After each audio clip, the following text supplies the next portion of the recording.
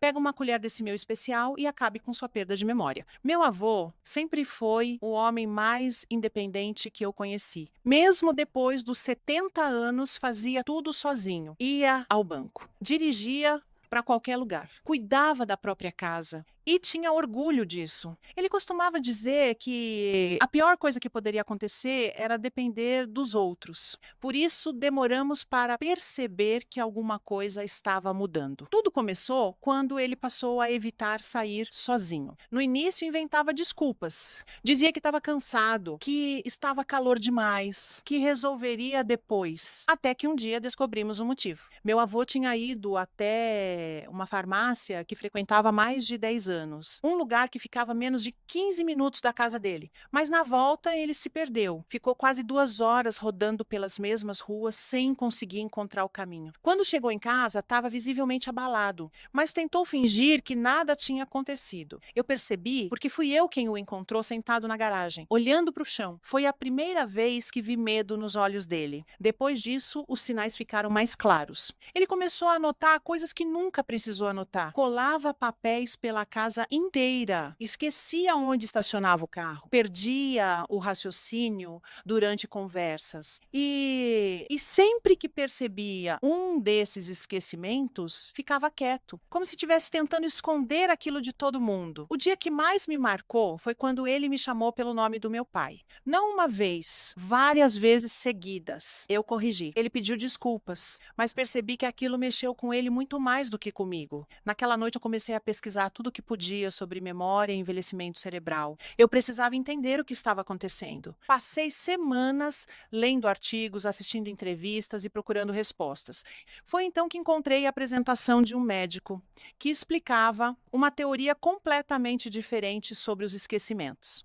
Segundo ele, muitas pessoas acreditam que tudo acontece apenas por causa da idade, mas alguns pesquisadores defendem que mudanças importantes podem ocorrer anos antes dos sinais mais evidentes aparecerem. O que mais me chamou a atenção foi um ritual simples chamado truque do mel. Não porque parecia algo extraordinário, mas porque foi a primeira vez que ouvi alguém explicar o assunto de forma clara, mostrando uma possível relação entre energia cerebral, memória e hábitos diários. Assisti ao vídeo inteiro, depois assisti novamente e finalmente senti que estava entendendo algo que ninguém tinha conseguido me explicar antes. Se você também tem percebido esquecimentos mais frequentes em alguém da sua família, talvez valha a pena assistir. O médico mostra toda a explicação no vídeo e apresenta o passo a passo completo. Clique no botão abaixo para conhecer o método que está chamando a atenção de milhares de pessoas que desejam preservar a memória e manter a mente ativa por mais tempo.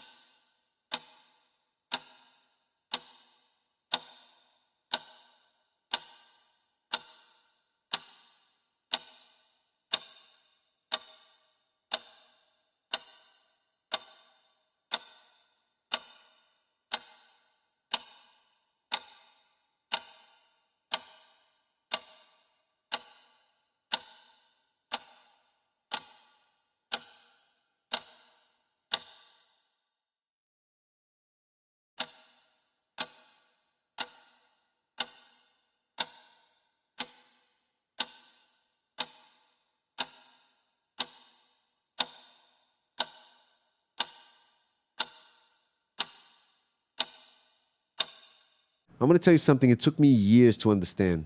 And maybe by the end of this conversation, it'll make as much sense to you as it finally made to me. For a long time in my life, I did everything right. I woke up early. I worked hard. I kept my word. I paid my bills, carried my responsibilities, did what's expected of someone who's trying to make it. On the outside, it looked like everything was in place. But on the inside, there was an emptiness I just couldn't explain. I was tired all the time. Not the kind of tired a good night's sleep fixes. It was something deeper, a tiredness of the soul. I was always chasing something, telling myself that once I reached the next goal, I'd finally feel at peace. But I'd get there, and the peace never came. What came was only the next goal. And the next. And the next. It was like climbing a staircase that never ended without ever stopping to ask if it was even the right staircase to begin with. Let me be honest with you about where I was. I had confused movement with direction. I was busy every single moment, but I wasn't going anywhere that actually mattered. I woke up reacting. I went to sleep reacting. I spent entire days putting out fires, answering to what everyone else wanted, living on autopilot.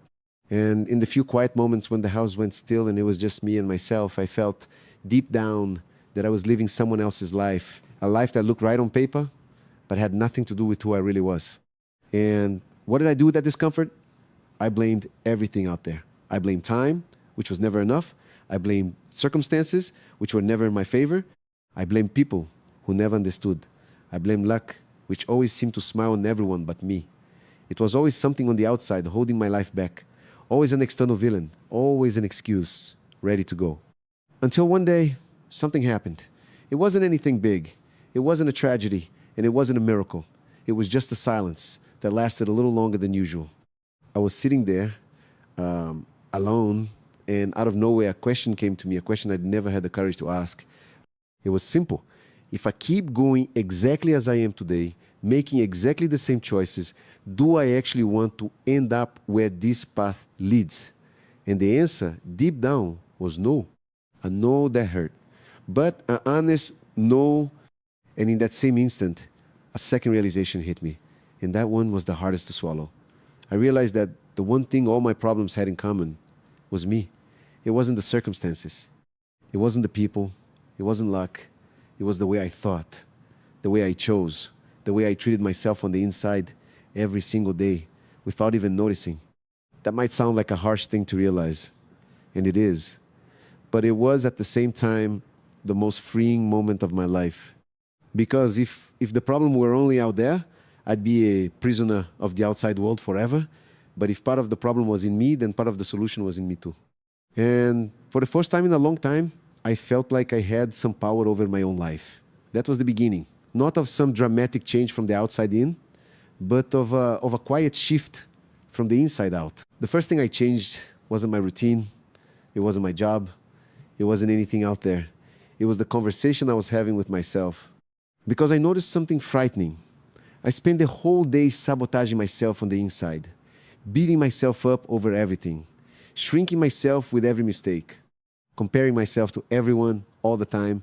The voice that lived in my head was the voice of someone who didn't like me, and I kept listening to that voice as if it were the truth. So I asked myself another question: would I talk to someone I love the way I talk to myself? And the answer was never. Not in a million years. I would never treat a friend, a child, someone dear to me with the harshness I treated myself with every day. And right there, I understood that you can't build a big life while you're tearing yourself down on the inside. So I started to change that, slowly, not overnight. Every time that harsh voice showed up, I'd catch it, breathe, and trade it for a voice that was firmer and kinder. It wasn't some nice self-help slogan. It was practice, repetition, day after day. At first, it even felt forced. But over time, it became natural. And something I didn't expect happened. When I changed the way I spoke to myself, I changed the way I acted. Someone who treats himself with respect starts making more dignified choices. That was the first choice. And it opened the door to all the others. Now, I have to be honest with you about something. Because I hate when these stories get told like they were perfect. It wasn't a straight line. I slipped many times. There were days the old voice came back full force. There were weeks I gave up on everything I'd started and went right back to autopilot. There were moments I looked back and thought, it's no use, this is just who I am. But that's where I learned the most important lesson of all. What changes a life isn't never falling. It's the speed with which you get back up. It's not about being perfect. It's about being stubborn in the right direction.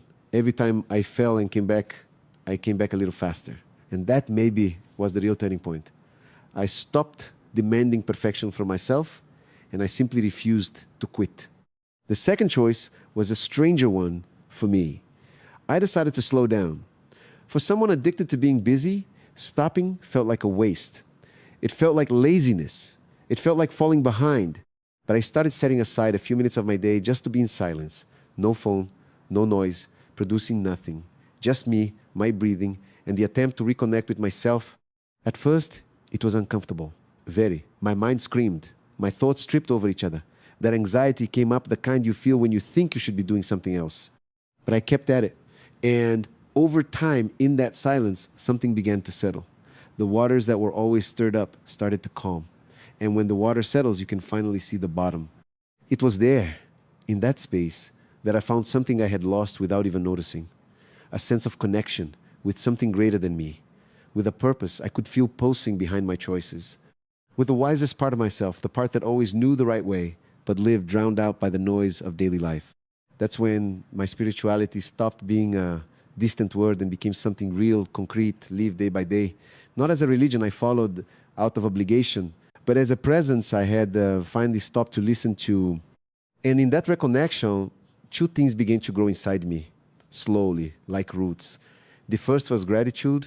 I used to keep my eyes glued to what was missing, always on the next achievement, on what I didn't have yet, on what others had and I didn't. So I started a simple practice. Every day I'd pause for a moment and really look at what I already had. The health, to be able to breathe, the people who were there, a roof, bread, one more day. It sounds small, but when you start to see what already exists, your whole world changes color. And here's the curious part. It wasn't my life that changed first.